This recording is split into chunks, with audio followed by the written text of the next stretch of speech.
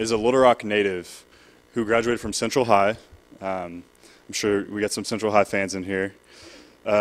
Who began playing the saxophone in the mid-90s, and then went on and enlisted in the Army, had the opportunity to play his music in front of high-ranking officials in the Army. Afterwards, came back and then jumped into the music scene here in Little Rock and began playing alto sax. Now, our presenter plays 3 different instruments, is that correct? 4 different instruments, which he'll get into that. And now you can find his music on either his CDs, or you can have a fine dining experience over at Cash Restaurant where he plays jazz music. So without further ado, I'd like to welcome Mr. Michael Eubanks to 1 Million Cups. Thank you.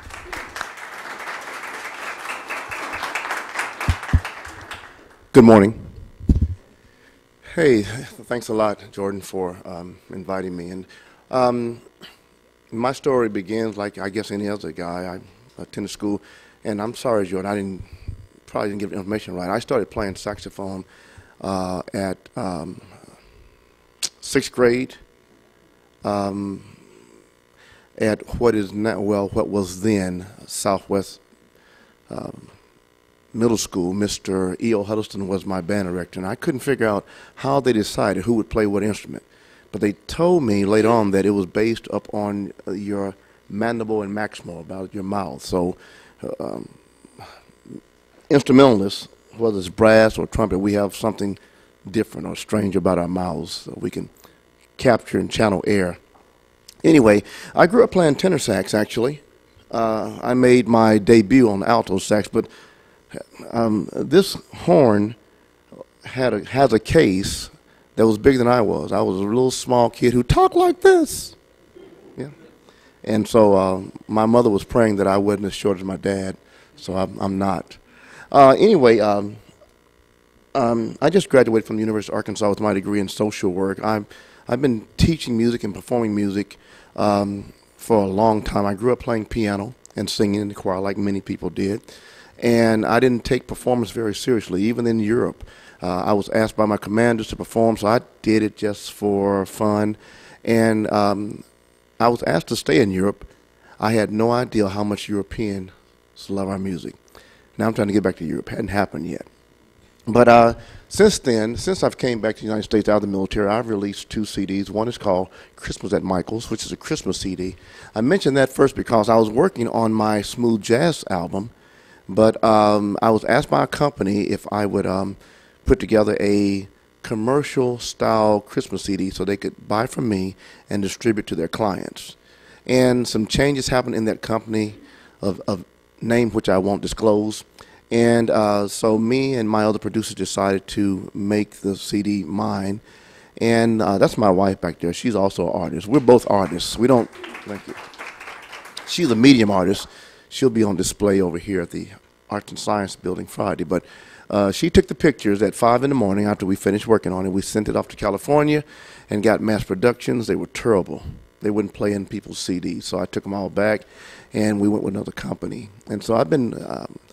I own JBM Entertainment, and it started off just by really me writing contracts from my area of law and legal assistance, working with another musician in this area to start a sound recording business. And so that didn't work well between us. And so I decided I wanted to learn engineering, and that's where all the crazy stuff started, spending a lot of money. I was single at the time, so I could stay up 3 days and sleep on the couch in my studio. No girlfriend, no wife, just music. And of course, later on I got married, and my music has been really an inspiring thing. It inspires kids, me being one of them.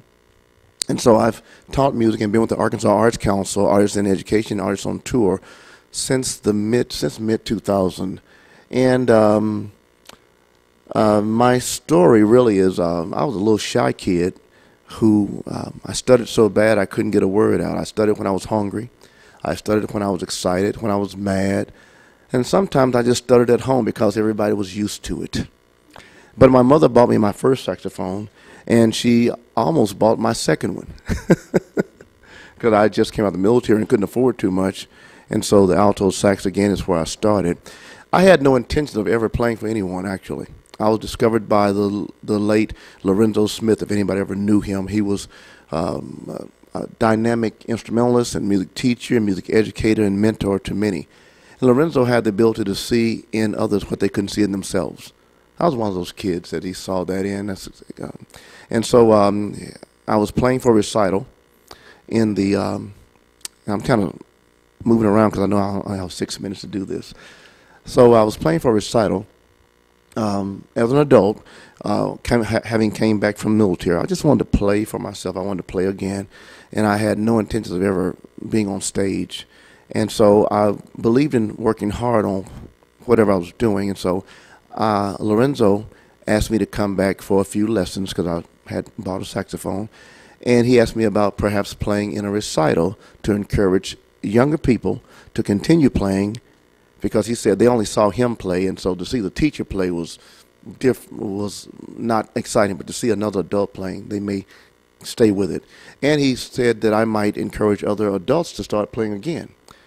And so I worked real hard on one song, and I asked him, I said, do you mind if I sing a little bit of this song? He said, yeah, sure. So I worked hard on a song that the late, great Luther Vandross made famous, a wedding song entitled Here and Now. And I played that song, and after the recital, Lorenzo asked me if I ever thought about playing publicly. I said, are you crazy? I still get butterflies, but that's what keeps me humble. And so, quite honestly, I've always wanted to play publicly, even though I never took it seriously. When I took it seriously, when I thought about it, it made me very nervous. Well, long story short, in the mid-'90s, I was living in South Arkansas, working in the court system, and I was asked about playing for, opening up for another artist. And the artist council didn't show up, so I was asked if I would do the show. So I swallowed, you know. And I said yes. I said, I'm gonna mess it up real good or learn something. And I did both. Well, I was too nervous to mess up. And I guess I did really well. Later on, people started asking me, family members especially, asking me to record my music, and I said, I'm not doing that. It's terrible. So strangers started asking me, and so that's how I got into recording. I never wanted to do any of this on my own, but I appreciate the people who have supported me, my family, and other people who met me over the years who supported my music, and that's really what's kept me located here in Arkansas is your support, the people who've hired me, the people who've came out to see me when I'm playing publicly. My reputation went up in '98 when I opened up for Earl Klugh, Jonathan Butler, and Gerald Albright in Jazz Lights '98, and that's kind of, again, what started a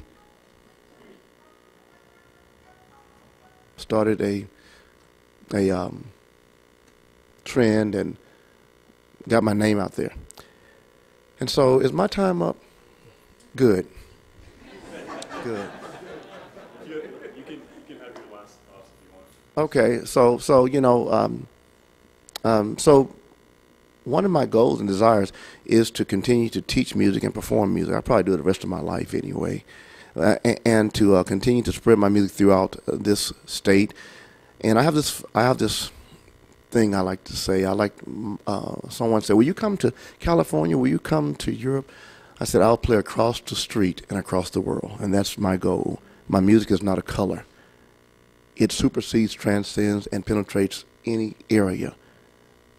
It smiles, it cries, it has emotion, and that's, if I could not speak, I would speak through my horns. Thank you. So now that you have us emotionally hooked, I think if you guys don't mind, let's spend the next 3 minutes let's listen to one of your songs. The song is entitled "On a Day Like This."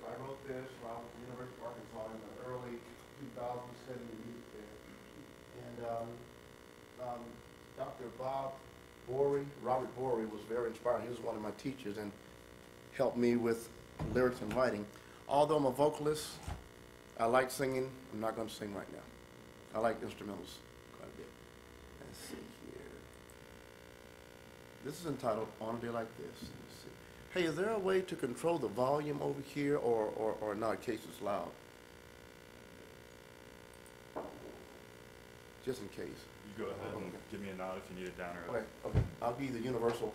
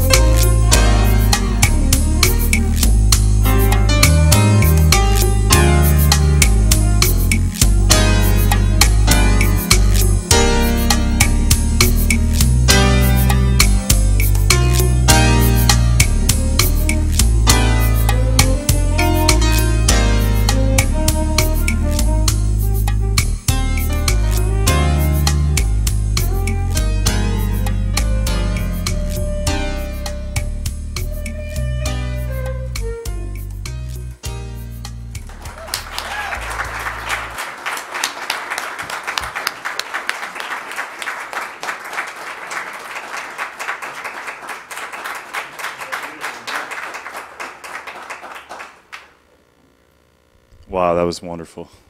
Give it up for him again. Give it up for him.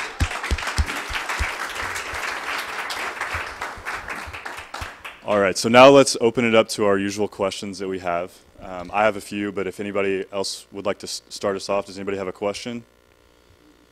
Anyone? Yes, Chauncey. Oh, before we start that, actually, please say your name and who you're with before you ask. Go ahead.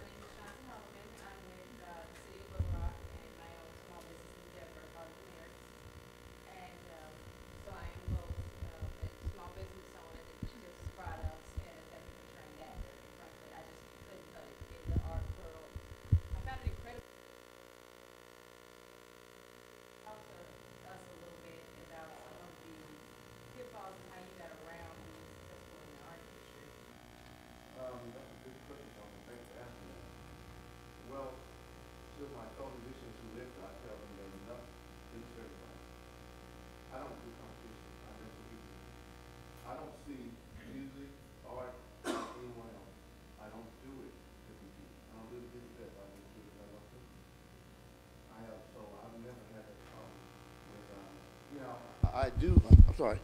I need this, don't I? I do believe that, you should work hard at what you do and you should put your passion in it. But I just don't see a need for unfriendly competition. I don't see a need for being cruel or mean. And I think that everyone has potential. Potential is like a blueprint. A blueprint is not the building, but it is the potentiality to build it. You do it one brick at a time. And you do it because you love it, not because someone else. Now, we have quote-unquote critics, but who set the standard and the bar for what's good and what's not good? So, I just haven't, I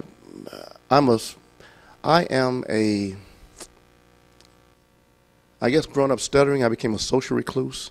So I got my own thing going on. Even with my music, I paint, I color. I even use my nervousness to be creative. So I don't, now the industry has their standard of what's good and what's bad. I started JBM Entertainment, again, the recording, because other people liked it. And I kind of let the people tell me. Now, again, you're going to always have critics, positive and negative. I take that and turn into the energy that I need to do what I need to do. And that's how I live, really, not for other people. Next question. Anyone? I have a question for you. No. I I got the opportunity to read up on you a little bit, and I know that there have been some events and some music festivals that you've played at. Can you talk to me a little bit about those opportunities? Because you've mentioned how, by nature you kind of have that introvert in you, and how did that help you kind of build your brand out and kind of, even though it put you out of your comfort zone, help you in the long run? Well, as far as the different concerts, I guess I was in the right place at the right time with that, and people who knew me and appreciated what I was doing. And I still close my eyes when I play. Now, there are times when I'm performing, I'm entertaining. I look and I watch you, and I actually watch your eyes, I watch your heads nod, and I get, some response. That's, the music term is called question and answer or sequence and antecedent. But I get response from the audience. But there are times when I need to concentrate because I'm out of my comfort zone. And so I close my eyes as I did when I was a kid. It's my closet. In my studio, my first studio that I built, I made sure you could turn the lights off in the booth. So if I had you're laughing. But if I had someone who was shy or thought that they were being gawked at, they could turn the lights off and do their thing. And I've had people to sing from the dark, and some of the most beautiful voices, the most beautiful music came out of the dark. And so I still have that in my larger studio in my home. I can turn the lights out and get really engulfed in what I'm doing and not think about who's looking, who's gawking. And so I take that same principle when I'm performing and I'm uncomfortable. I just close my eyes and I'm back in my closet. Very cool. That's interesting. I like that. It's almost like it's a blessing and a curse. Like you know, from that introvert, you're able to kind of put yourself in the zone where you shut off and you can purely focus on your craft, right? I don't listen to music in my vehicle either. I travel listening to no music. I have a huge amount of music from vinyl. I have a what's that thing? Reel to reel. I have a reel to reel. Yeah, I have reel to reel. Not quite. But I don't try to listen to someone else to find out what they're doing. I just, it's whatever's going on with me. Question. I'm sorry, I'm Terry Messiani. Hi, Terry. I've gotten out in the world of trying to work with small businesses, and one of the things. I'm real small. Well, that's what I'm trying to get to people that are really starting out, needs to have their finances handled while they go out and really make their market. But my whole point of this question is, I've gotten in a situation where I think you're working at just a cash restaurant. Are you working anywhere else, or is that? I do. When I'm contracted, Terry, I do work other places, but what I ask people to do is let me know as far ahead of time, even next year. So I do a contract. I write my own contracts from my background in law, legal assistance. And what I ask people to do is when I'm contracted, then I'm compensated half of the agreed amount. You do? Yes. Well, that's one of take up so much of my time that I wouldn't be able to really market. What, writing contracts or trying to? Well, I'm in contracts. I mean, I basically help, custom help, and then I do all the books for some companies. And one of them is got a disastrous past, and the IRS is thinking about closing them down. So they really need help. But I guess my whole point is you've got this one place that you're focusing on, and how does that affect your marketing? I mean, that's kind of where I'm at. How would that How does it affect me, other people knowing who I am? Yeah. Social media. I hate Facebook, but I use it. I'm trying to find a way to curtail it where I can only send things out and people. I was encouraged to join Facebook by my little brother, and I had no idea what I was getting into. So I'm trying to find a way to just, hone it down to where I can send out my advertisement. I really don't. I go on the internet for research and, of course, for college. But I really don't like to spend a whole lot of time out there. But it's very interesting what's going on out there. So it's social media, and it's showing up at places like this, and it's showing up at the governor's mansion and being invited to your different functions. That's how it's worked for me in the past. I'm hard not to find, is what I tell people. I'm hard not to find. I'm just trying to figure out, whether or not it was better to have almost all your eggs in a basket. I do not have my eggs in one basket. That's really. No. I'm available to play across the street or across the world. Gotcha. Got a question back there? I'm Shannon Chamberlain. I'm doing research in the service learning right now, so I was curious how the two worlds come together for you, your education as a social worker. Great. I'm glad you asked that question, so I didn't have to hit on it when I first started.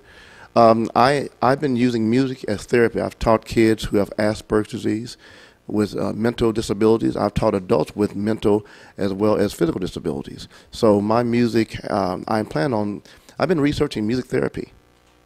I plan on working on some compositions that involved music that is therapeutic. And so I listen to frequencies.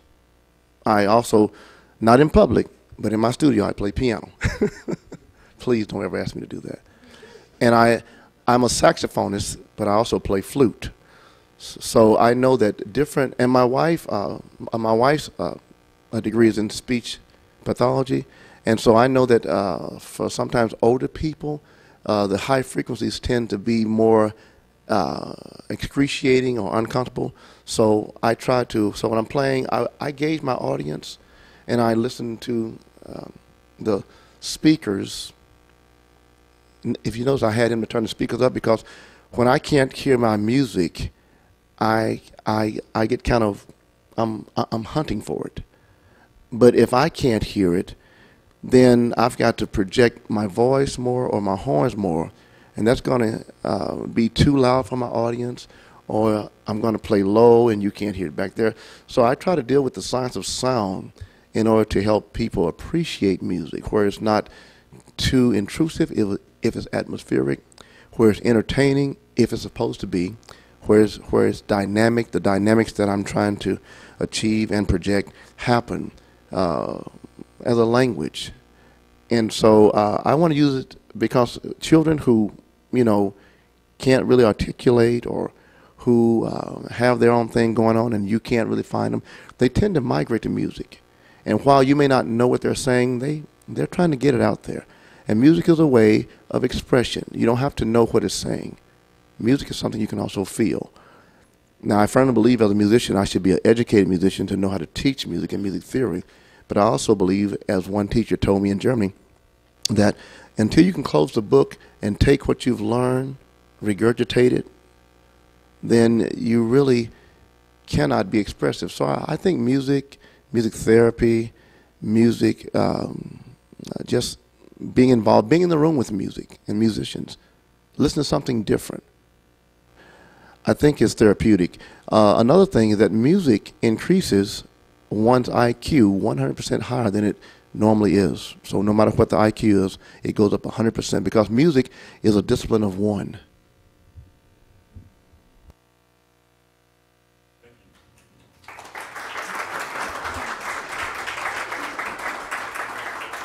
So, like we do every single week, we allow our presenters to ask one thing from the audience. It's going to be one thing that we can do as a community for this presenter to help him out. So, Mr. Eubanks, what is that one thing we can leave with today to help you? Well, I'd like to see more people come out. I know I always say everyone doesn't like to hear Michael Eubanks all the time, but I invite you out to Cash, and if you have any private events, then take my card. You can contact me, and we can talk about me performing at some of your events. I also have a jazz group, small group of musicians who work with me when I need them. Thank you.